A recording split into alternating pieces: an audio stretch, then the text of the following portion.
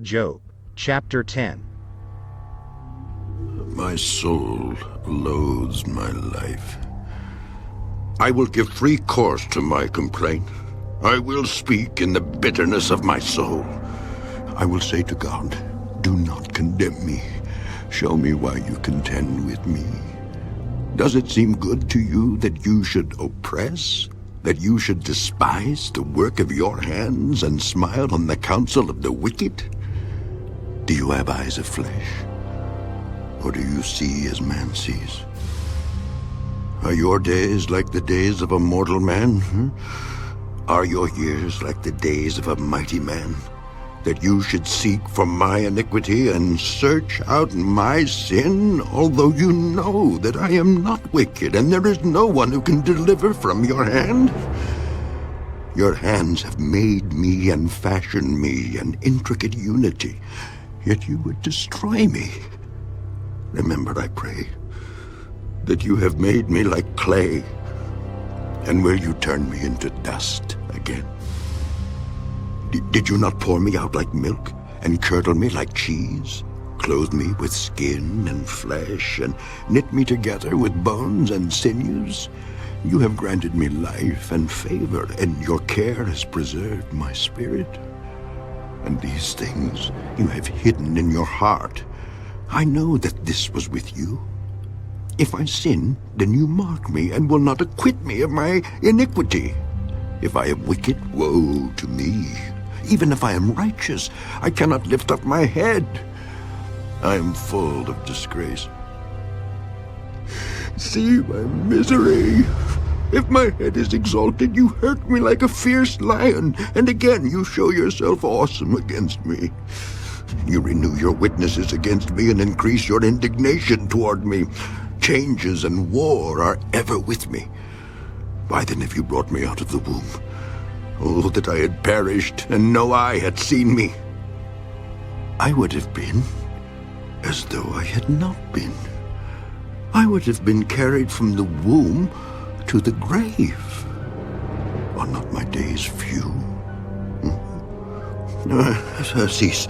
Leave me alone, that I may take a little comfort before I go to the place from which I shall not return, to the land of darkness and the shadow of death. A land as dark as darkness itself, as the shadow of death, without any order, where even the light is like darkness. Job chapter 11. Then Zophar the Naamathite answered, Should not the multitude of words be answered? And should a man full of talk be vindicated? Should your empty talk make men hold their peace? And when you mock, should no one rebuke you? For you have said, my doctrine is pure, and I am clean in your eyes. But oh, that God would speak and open his lips against you, that he would show you the secrets of wisdom, for they would double your prudence. Know therefore that God exacts from you less than your iniquity deserves. Can you search out the deep things of God? Can you find out the limits of the Almighty? They are higher than heaven. What can you do? Deeper than Sheol. What can you know? Their measure is longer than the earth and broader than the sea. If he passes by, imprisons, and gathers to judgment, then who can hinder him? For he knows deceitful men. He sees wickedness also. Will he not then consider it? For an empty-headed man will be wise when a wild donkey's colt is born a man. If you would prepare your heart and stretch out your hands toward him, if iniquity were in your hand, and you put it far away, and would not let wickedness dwell in your tents, then surely you could lift up your face without spot. Yes, you could be steadfast and not fear, because you would forget your misery and remember it as waters that have passed away, and your life would be brighter than noonday. Though you were dark, you would be like the morning, and you would be secure because there is hope. Yes, you would dig around you and take your rest in safety.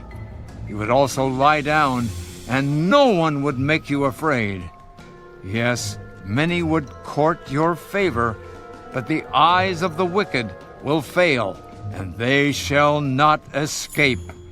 And their hope, loss of life.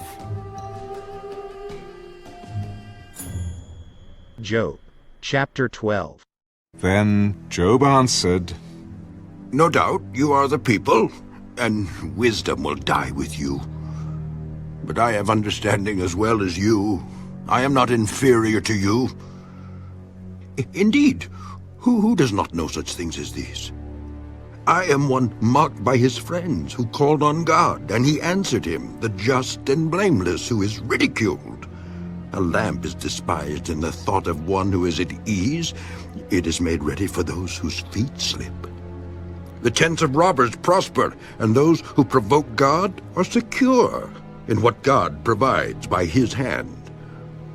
But now, ask the beasts, and they will teach you, and the birds of the air, and they will tell you, or speak to the earth, and it will teach you, and the fish of the sea will explain to you.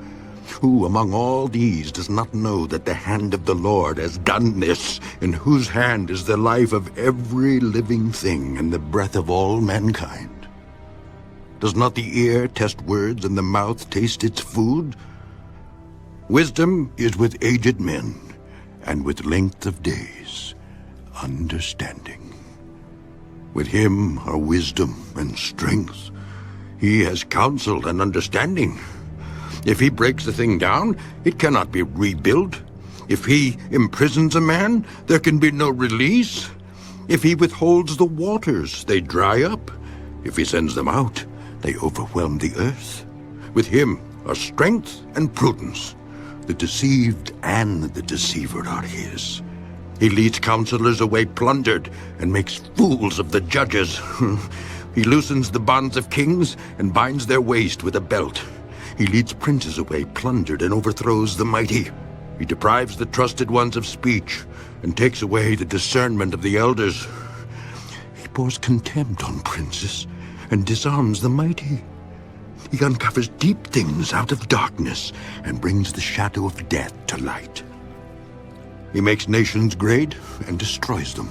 He enlarges nations and guides them. He takes away the understanding of the chiefs of the people of the earth and makes them wander in a pathless wilderness. They grope in the dark without light, and he makes them stagger like a drunken man. Job, chapter 13. Behold, my eye has seen all this. My ear has heard and understood it. What you know, I also know. I am not inferior to you. But I would speak to the Almighty, and I desire to reason with God. But you, forgers of lies, are all worthless physicians. Oh, that you would be silent, and it would be your wisdom. Now, hear my reasoning, and heed the pleadings of my lips. Will you speak wickedly for God, and talk deceitfully for him? Will you show partiality for him? Will you contend for God? Will it be well when he searches you out? Or can you mock him as one mocks a man? He will surely rebuke you if you secretly show partiality. Will not his excellence make you afraid, and the dread of him fall upon you? Your platitudes are proverbs of ashes. Your defenses are defenses of clay. Hold your peace with me, and let me speak. Then let come on me what may. Why do I take my flesh in my teeth, and put my life in my hands? Though he slay me, yet will I trust him. Even so, I will defend my own ways before him. He also shall be my salvation, for a hypocrite could not come before him. Listen carefully to my speech and to my declaration with your ears. See now, I have prepared my case. I know that I shall be vindicated. Who is he who will contend with me? If now I hold my tongue, I perish. Only two things do not do to me, and I will not hide myself from you. Withdraw your hand far from me, and let not the dread of you make me afraid. Then call, and I will answer. Or let me speak, then you respond to me. How many are my iniquities and sins? Make me know my transgression and my sin. Why do you hide your face and regard me as your enemy? Would you frighten a leaf driven to and fro? And will you pursue dry stubble? For you write bitter things against me, and make me inherit the iniquities of my youth. You put my feet in the stocks and watch closely all my paths. You set a limit for the soles of my feet.